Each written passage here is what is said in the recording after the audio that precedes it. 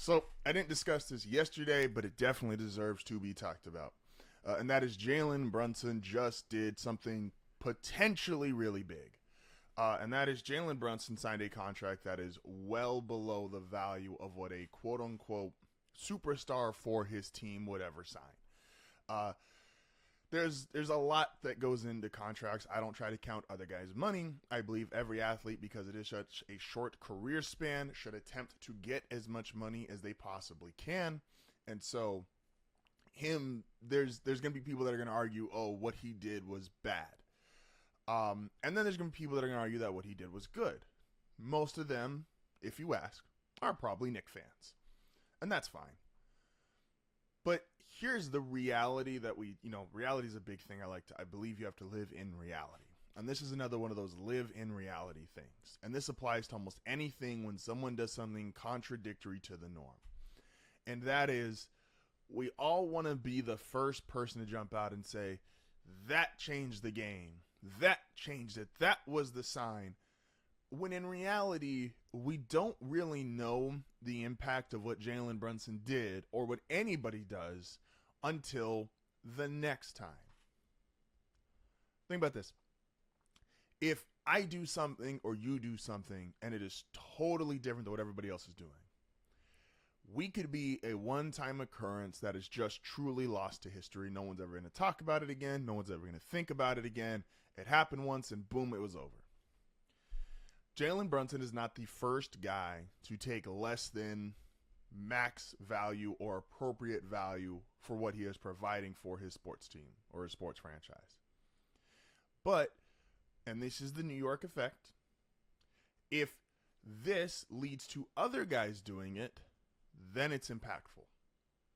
So that's why I didn't really want to talk about it yesterday, because I felt like everyone was coming with the same opinions and the same thoughts and the same topics yesterday, which is, oh my gosh, look how good this is for New York. They have all this money now. They'll be able to do this, that, and the third. And it's like, yeah, but if Mikal Bridges decides to say, well, I'm not taking less than what I feel I deserve, then it doesn't really matter that much that Jalen Brunson took less than he deserved. OG Anunoby took the max that he got, so it clearly didn't have an impact prior to this. You know, he said, I want to get paid. New York, please pay me what I'm worth, or I'm going to go test the market and get what I'm worth somewhere else. But then Mikal Bridges came out today, and the report is he's willing to take less to keep this Villanova-esque core plus OG Anunoby together. Cool. Now we have something. Stuff isn't impactful or culture changing or revolutionary until somebody else also does it or somebody else also follows in your footsteps. This is true in sports. This is true in music. This is just true for human history. Somebody, look at all music genres. You go back to blues, classical, jazz, dance, swing, rock, rap, hip-hop. They're not revolutionary unless someone else does it. There's a million different sounds and a million different notes and a million different things that have been done musically. But the reason why genres were created is because somebody else heard that and wanted to replicate that and decided to join you in making this new sound. That's what made it a genre. That's what made it culture shifting. That's what made it revolutionary. So if Jalen Brunson took this contract, and we already know OG signed for essentially the max of what he was able to get, and Bridges did, if Bridges also decided, well, I'm still going to sign for the max, thanks Jalen for what you did, but I'm still going to get my money, which he's 1,000% entitled to do, then this would have been, by the end of his career, it would have been a story in New York for about a week, it would have been a story across the nation for about 2 days. But if more guys decide to do this, then you got something. Now, the big question is going to be, is Jalen Brunson good enough to do this? This is why agents always get funny about this stuff, is like, well, you shouldn't tell your guy to make less, because if your guy is better than my guy that I'm representing, as soon as I go into these owners meetings and I'm like, hey, I think my guy deserves 4 for 150 or what's a max now, 4 for 200, something like that. You're going to look at you and go, well, so-and-so, in this case, Jalen Brunson, just signed for 156. So your guy I don't think is as good as Jalen Brunson. Jalen Brunson just got the Knicks to the Eastern Conference Finals, just had a career year, had all these moments, was on TV, has been doing all this stuff in the community, for the team, for the franchise. Why would I pay your guy when he's not as good as this other guy who took less? Now, again, is Jalen Brunson good enough? And this year's going to tell you a lot. If there's obvious answers, right? If LeBron did this during his prime, it would be revolutionary almost off the bat because everybody would have to fall in line with LeBron. If when Shaq got his mega deal, you would have to fall in line because the reality is you're not Shaq, you're not LeBron. But these next set of guys, those are all-time greats. But the next set of guys who are either legitimate superstars and or really, really, really good players on teams with other really, really good players, and you just happen to be slightly better, so you are perceived as the superstar, which is what I consider Jalen Brunson to be, is this going to change stuff? Now, it might only change stuff for his own team at the moment. But that's fine. That's a start. Because it's clearly not changing things league-wide because even prior to this happening, the Celtics, who just won the championship, they said, throw the bag at everybody, get everybody paid. Brown's paid, Tatum's paid, White's paid, Drew Holiday got an extension already, Porzingis got paid, and then we're going to sell the team and let somebody else pay for it. And if you've been following any NBA media this offseason, there's been all this conversation about the second apron and this, that, and the third and all these different tax brackets. And to a regular fan, we just don't care. You, as a regular fan, you do not actually care if the billionaire owner has to pay $5, $10, $20, $30 million extra in whatever luxury tax or apron.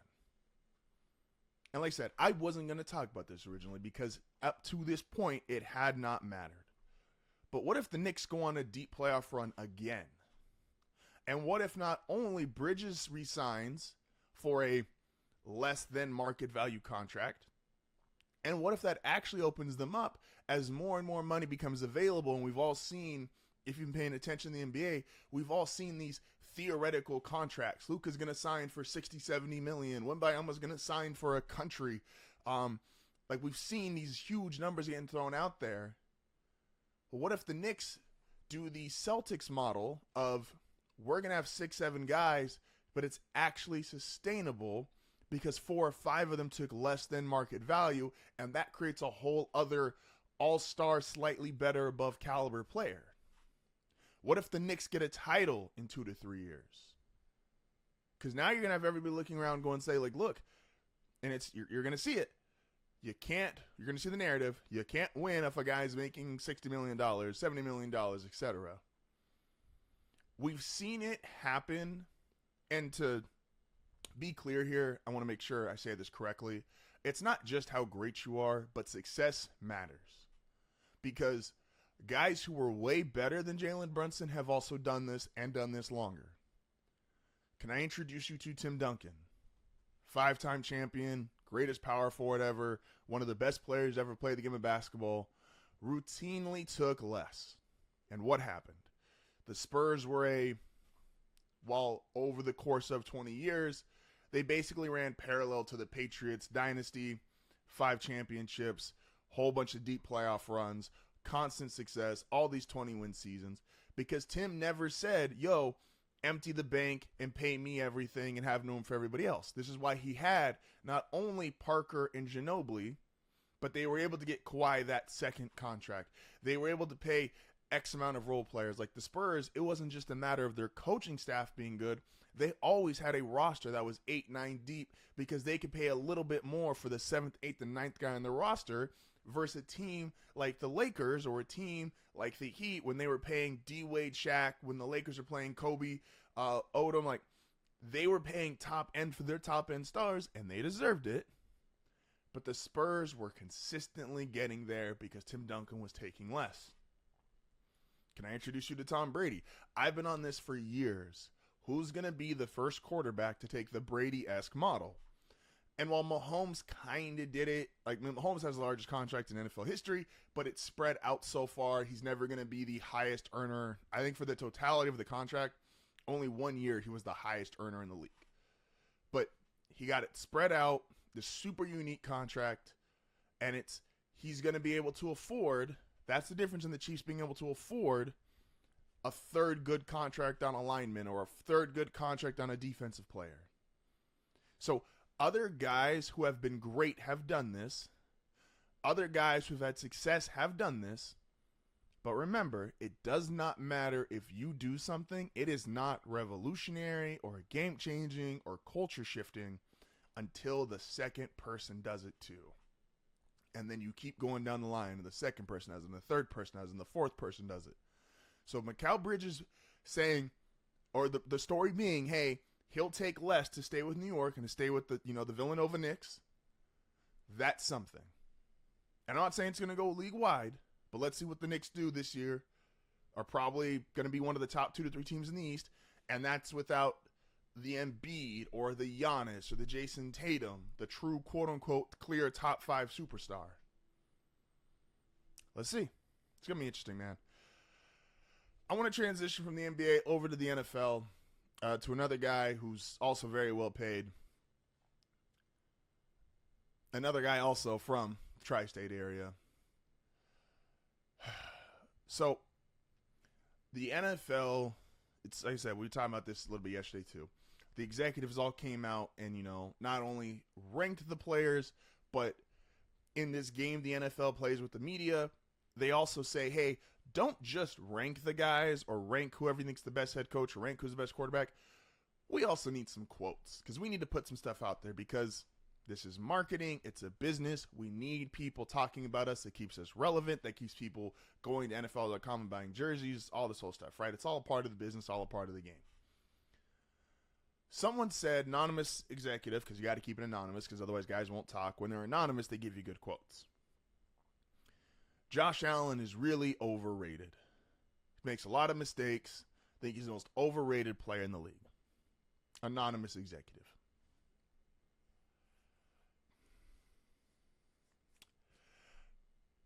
I think right now in the NFL, and we're going to do later in the show, I'm going to do top 10 quarterback situations. And I want to clarify, it's top 10 quarterback situations because in the NFL right now, more so maybe than ever, maybe more so than ever before, there is a clear gap. And it's between one guy and everybody else. Mahomes and whoever you think is the second best quarterback, there's a gap. Whether you think it's Mahomes Burrow, Mahomes Allen, Mahomes Lamar, you have to acknowledge, I talked to Tony, love him. He is a huge Ravens fan his whole life. He knows there's a gap, and he loves Lamar. Lamar's a 2-time MVP, and he knows there's a gap between him and Mahomes. Burrow revolutionized the Cincinnati Bengals franchise. There's a reason why they had the number 1 overall pick. It's a reason why they've been a losing franchise most of their history. Boom, within 2 years, and really only one healthy one, boom, they're in a Super Bowl. And Josh Allen, who this is how you know it's a gap, because we gave Mahomes so much credit because last year felt like, wow, how did you win the Super Bowl when that was his down year? Last year was Josh Allen's down year, and he still won the AFC East for the 4th straight year and has still represented more touchdowns than any player in the NFL the last 4 years. That includes Mahomes. But because there's such a gap, Mahomes has a down year, wins a Super Bowl. Allen has a down year, wins his division. Any other time in NFL history, if your star quarterback had a clear month-plus stretch of bad football, a bad opening week, we all saw it against the Jets, 3 interceptions. It's crazy to think. Aaron Rodgers got a win last year. And his down year, he won his division. That's an accomplishment in any other year except the year the best guy wins a Super Bowl on his down year. So there's a gap for the first time ever. Like, it's drastic. We just are not that far moved from watching the greatest player in the history of football, Tom Brady. And even Brady, during his best, there was not a gap like this. There was not this much of a gap between him and Peyton, or him and prime Drew Brees, or him and Aaron Rodgers. There just wasn't. Mahomes has created such a gap that a guy like Josh Allen, who on his down year wins his division, it's almost irrelevant because Mahomes' down year, he got a Super Bowl. Think about that.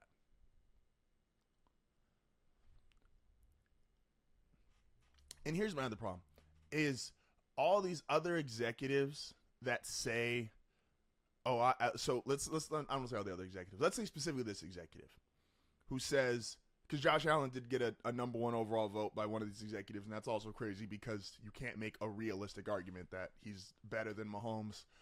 I don't care even if it was the Bills GM voting for Josh Allen. Like, you just can't make an argument. But to this executive, and to any executive that wants to be anonymous, quote number 2, how many teams, and take this from a Broncos fan, would say, yeah, I definitively want our quarterback over Josh Allen? Think about it. And Josh, and this is why I said when I'm going to do top 10 situations later today, is because it's not just who you are, how talented you are, how good you are, your division. There's so many factors that go into how great and your performance on the field. Who's your coach? Who's your offensive coordinator or head coach and then offensive coordinator? What's your schedule like that year? What weather are you playing in? Like, there's all these different factors that, yes, we expect the great ones to play great regardless, but we all acknowledge, as great as Mahomes is, it's really nice he got Andy Reid. It's really nice he had Tyreek Hill to start his career. It's really nice he has Travis Kelce. A lot of us really like Jalen Hurts. It's really nice that he had Jason Kelce to start his career. It's really nice that they got him A.J. Brown.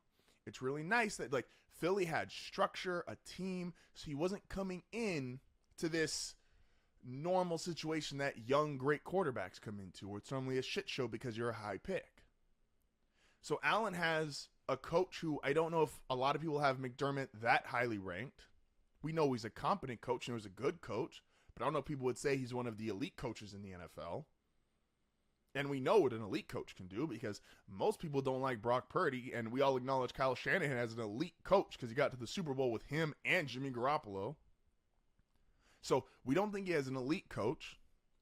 Stephon Diggs is a great receiver, but I don't think most people consider Stephon Diggs in the Devontae Adams, Justin Jefferson, like that A1 receiver tier. And now he doesn't even have Stephon Diggs. And last year you could see the way that relationship dissolved. Like, there's all these other factors. And despite that, he still won his division 4 years in a row.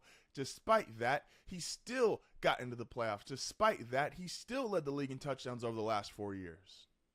So how many, to just fans out there and to this executive, how many of you would confidently take your quarterback over Josh Allen? Because to me, there's only 3 teams that it's even a conversation. Obviously, the Chiefs aren't taking him over Mahomes. And I think the Ravens with Lamar, and I think the Bengals with Joe Burrow. And I'm probably overrating this guy, but I think everybody's fallen in love with him, including myself. Maybe CJ Stroud.